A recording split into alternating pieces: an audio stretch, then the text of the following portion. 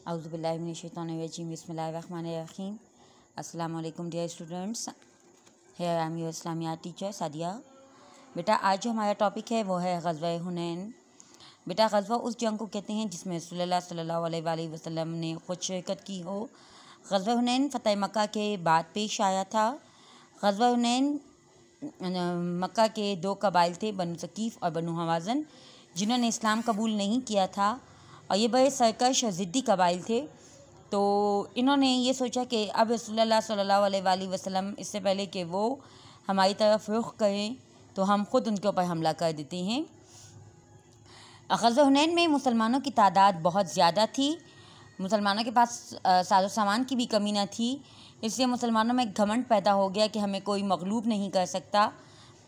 लेकिन अल्लाह ताला ने इनको तंबीह करने के लिए पहले इनके शिकस्त के आसार नुमायाँ होने लगे। जब मुसलमानों को ये यकीन हो गया कि अल्लाह ताला की नुसरत के बग़ैर हमारी कामयाबी मुमकिन नहीं, तो फिर अल्लाह ताला ने इनको फ़तह कामयाबी अता फ़रमाई। जी बेटा हम अपना स्टार्ट लेते हैं। फ़तह मक्का के बाद इस्लाम अरब के बेशतर हिस्सों में फैल गया। अरब में कसरत से वो लोग थे जो इस्लाम की हक़ानियत का पूरा यकीन रखने के बावजूद कुरैश के डर से मुसलमान ना हुए थे। हक़ानियत सच, वो फ़तह मक्का का इंतज़ार कर रहे थे। फ़तह मक्का के बाद वो सब के सब जोक दर जोक इस्लाम में दाखिल हो गए, जोक दर जोक, ग्रोहों की शक्ल में, ग्रुप्स की शक्ल में। बाकी अरब की भी हिम्मत ना रही कि इस्लाम के मुकाबले में खड़े हों। लेकिन मक्का और ताइफ के दरमियान बनु सकीफ़ और हवाज़न के दो कबीले आबाद थे। ये बहुत बहादुर और सरकश थे। सरकश का मतलब बेटा ज़िद्दी, ज़ालिम, बहादुर तीनों हो सकती हैं। जब इन्हें फ़तह मक्का की खबर मिली तो बहुत परेशान हुए। उन्होंने सोचा कि अब तक तो मोहम्मद सल्लल्लाहु अलैहि वसल्लम को अपनी कौम कुरैश से मुकाबले की वजह से हमारी तरफ रुख करने का मौका ना मिला था। कुरैश से फारिग होने के बाद अब वो हमारी खबर लेंगे, इसलिए बेहतर यह है कि हम खुद ही उन पर हमला कर दें। चुनांचे इन दोनों कबीलों ने चंद दूसरे कबीलों को भी अपने साथ मिलाया और लश्कर लेकर मक्का की तरफ रवाना हो गए और वादी हुनैन में उतरे। जिस वादी में बेटा ये जंग हुई थी उसका नाम हुनैन था, इसलिए इसको जंगे हुनैन या ग़ज़वा हुनैन कहा जाता है।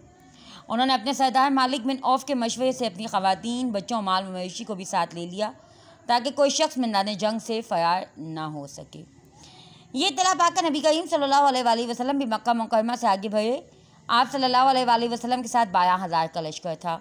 जैसे बेटा मैंने भी आप लोगों को बताया कि मुसलमानों को फ़तह मक्का की वजह से काफ़ी ताकत, काफ़ी क़ुव्वत मिल चुकी थी और उनकी तादाद में भी इजाफ़ा हो गया था। तो इसलिए यहाँ पे 12,000 का लश्कर आया था, जो अभी तक के जितने भी ग़ज़वात हुए थे उसमें सबसे बड़ी तादाद थी, जिसमें 10,000 मुहाजिरीन और अंसार थे। बाकी 2,009 मुस्लिम थे। 9 मुस्लिम नए मुसलमान हुए लोग, यानी जो फ़तह मक्का के मौके पर मुसलमान हुए थे, जो फ़तह मक्का में मुसलमान हुए थे। अब तक ये इस्लामी लश्करों में सबसे बड़ी तादाद थी।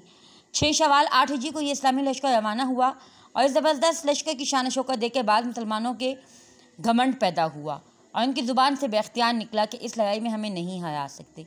मैंने वही आपको बताया था कि उनके अंदर घमंड पैदा हो गया कि हमारी तादाद ज़्यादा है, हमारे पास सामान है, तो हमें कोई भी मग़लूब नहीं कर सकता। दुश्मन ने एक तंग और दुश्वार गुजार दर्रा में घात लगाई हुई थी और अपने तीरंदाज़ों को वहाँ बिठा रखा था। बेटा दर्रा कहते हैं जब दो पहाड़ों के बीच का जो रास्ता होता है वो दर्रा कहलाता है। जब लश्कर इस्लाम का अगला हिस्सा वहाँ पहुँचा तो उन्होंने इतने तीर बरसाए कि मुसलमानों के पाँव उखड़ गए यानी पाँव कमज़ोर हो गए। जब पिछले दस्तों ने इन्हें भागते हुए देखा तो वो भी भाग खड़े हुए और इस तरह सारा लश्कर तितर बितर हो गया, अलग अलग हो गया। देखिए ये मैंने आपको बताने के लिए, देखिए ये बेटा ये एक पहाड़ी सिलसिला, ये एक पहाड़ी सिलसिला। यहाँ पे जो आपको ये ब्लू में नज़र आ रहा है ये मुसलमानों की नुमाइंदगी कर रहा है और ये जो रेड में आप लोगों को नज़र आ रहा है ये दुश्मन की निशानदेही के लिए है। अब ये जो बीच का रास्ता है, दो पहाड़ों के बीच का जो रास्ता है ये दर्रा कहलाता है, ठीक है। अब जब मुसलमान यहाँ पे पहुँचे तो क्या हुआ, ये ताइफ के पहाड़ है, तो क्या हुआ कि दुश्मन ने इन पहाड़ों में घात लगाए बैठे हुए थे, अपने तीरंदाज़ों को यहाँ पे बिठा रखा था। जैसे ही मुसलमानों का पहला लश्कर यहाँ पे पहुँचा तो इन्होंने यहाँ से भी तीर बरसाना शुरू कर दिए। यहाँ से भी मुसलमान इस अचानक के हमले के लिए तो तैयार नहीं थे, तो क्या हुआ, वो वापसी की तरफ पलटने लगे। जब वो वापसी की तरफ पलटने लगे तो पीछे से जो दूसरा लश्कर आ रहा था, उन्होंने जब आगे से आते हुए मुसलमानों को भागते हुए देखा तो वो भी वापसी का रास्ता लेके भागने लगे और इस तरह ये तमाम मुसलमानों का जो पूरा लश्कर था ये तमाम तितर बितर हो गया, यानी अलग अलग हो गया था। इस पसपाई का ज़ाहिरी सबब तो ये बेतरतीबी थी। पसपाई यानी शिकस्त, ज़ाहिरी सबब नज़र आने वाला जो वजह थी वो ये बेतरतीबी थी, लेकिन हकीकी सबब वो है जिसकी तरफ कुरान मजीद ने इशारा किया है, यानी मुसलमान इस वक्त खिलाफ आदत अपनी कसरत और साजो सामान देखकर खुश हो रहे थे। यानी मुसलमानों की आदत नहीं है कि वह अपनी ज़्यादा तादाद पर या अपने साजो सामान पर खुश हों। और बाद सहाबा कराम रज़ियल्लाहु अन्हुम की ज़ुबान से तो ये कलमात आ गए कि आज हम मगलूब नहीं हो सकते, यानी कोई हमें शिकस्त नहीं दे सकता। अल्लाह ताला ने इनको तंबीह करने के लिए ये सूरत ज़ाहिर फरमाई, तंबीह करने के लिए, इनको मना करने के लिए, ताकि मुसलमान समझ लें कि हमारी फतह और शिकस्त हमारे हाथों हथियारों और तलवारों का खेल नहीं, बल्कि इसमें नुसरत इलाही शामिल हाल होती है। नुसरत इलाही, अल्लाह ताला की मदद। बदर में बेसर सामानी के साथ फतह और हुनैन में इस कदर साजो सामान के बावजूद शिकस्त का यही राज था। बेटा जंग बदर जब हुआ था तो उसमें मुसलमानों की तादाद बहुत कम थी, लेकिन मुसलमानों को कामयाबी नसीब हुई थी। यहाँ पे मुसलमानों की तादाद ज़्यादा थी, लेकिन मुसलमानों को कामयाबी नसीब नहीं हो रही थी। क्यों? क्योंकि उनका अल्लाह ताला के ऊपर से तवक्कुल, अल्लाह ताला के ऊपर से भरोसा उठ गया था। रसूल अकरम सल्लल्लाहु अलैहि वसल्लम इस वक्त 2 ज़रहे पहने हुए थे। ज़रहे बेटा ये जंगी लिबास है, अपने आप को दुश्मन के तीर तलवारों से बचाने के लिए इस्तेमाल होता है। नबी करीम सल्लल्लाहु अलैहि वसल्लम ने जब चारों तरफ से हमलावर अपने लश्कर को भागते देखा तो आप सल्लल्लाहु अलैहि वसल्लम के हुक्म से हज़रत अब्बास रज़ियल्लाहु अन्हु ने एक दलेराना आवाज़ दी। दलेराना आवाज़ एक बहुत बहादुरी वाली आवाज़ दी, जिससे लोगों के उखड़े हुए कदम फिर से जम गए। उखड़े हुए कदम यानी लोगों के जो कमज़ोर कदम थे वो दोबारा से जम गए और तरफ़ैन से कत्लो कताल शुरू हो गया। तरफ़ैन से, दोनों अताफ से, दोनों जानिब से। इधर आप सल्लल्लाहु अलैहि वसल्लम ने ज़मीन से हाथ में मट्टी उठाकर दुश्मन की तरफ फेंकी, जिसको अल्लाह ताला ने मुखालिफ लश्कर के हर सिपाही की आंख में इस तरह पहुंचा दिया कि कोई एक आंख भी इससे ना बच सकी। और आखिर दुश्मन मगलूब होकर भागा, मगलूब होकर, शिकस्त खोदा होकर, शिकस्त खाकर भागा। और इसका लश्कर 2 हिस्सों में बट गया, 2 हिस्सों में बट गया, 2 हिस्सों में तकसीम हो गया। मालिक बिन औफ अपने सिपाहियों को लेकर किला ताइफ में जा ठहरा। दूसरा गिरोह जो कि अहलो अयाल और मालूज़र पर मुश्तमिल था, औतास की घाटी में जा छुपा। नबी करीम सल्लल्लाहु अलैहि वसल्लम ने किला ताइफ के मुहासरे का हुक्म दिया और औतास की तरफ अबू आमिर अशरी रज़ियल्लाहु अन्हु को मामूर फरमाया, यानी उनकी ड्यूटी लगा दी कि आप औतास की घाटी की तरफ चले जाइए। अबू आमिर अशरी रज़ियल्लाहु अन्हु ने वहाँ पहुँचकर दुश्मन के अहलो अयाल और मालूज़र पर कब्ज़ा कर लिया।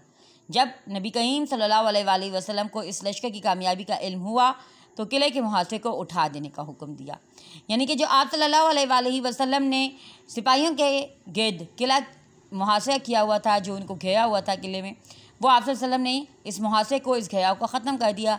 क्यों? कि आपको पता था कि अब लाजिम वो अपने अहलो अयाल के लिए आप सल्लल्लाहु अलैहि वसल्लम के पास ज़रूर तशरीफ़ लाएंगे। जब नबी करीम सल्लल्लाहु अलैहि वसल्लम को इस लश्कर की कामयाबी का इल्म हुआ तो किले के मुहासरे को उठा देने का हुक्म दिया। क्यों? कि इन लोगों पर अहले अयाल के जाते रहने की भारी मुसीबत आ चुकी थी, यानी उनका जो ख़ानदान के जो औरतें, जो बच्चे थे, उनके जाते रहने की, यानी कि उनके कैदी बन जाने की मुसीबत उनके ऊपर आ चुकी थी। और तास में 24,000 ऊँट, 4,000 बकरियाँ, 4,000 ओकिया चांदी और 4,000 कैदी मुसलमान हाथ लगे थे। ये तमाम वो वाला गनीमत है जो मुसलमानों के हाथ लगा था। ओकिया चांदी बेटा, ये ओकिया 40 दरहम का वज़न के मुताबिक होता है एक ओकिया, तो 40,000 ओकिया चांदी इनके हाथ लगी थी, मतलब बहुत सा माले गनीमत इनको मिल चुका था। नबी करीम सल्लल्लाहु अलैहि वसल्लम भी मैदान जंग के करीब ही ठहरे हुए थे कि कबीला हवाज़न के सरदार आए और उन्होंने अहम की दरख्वास्त पेश की।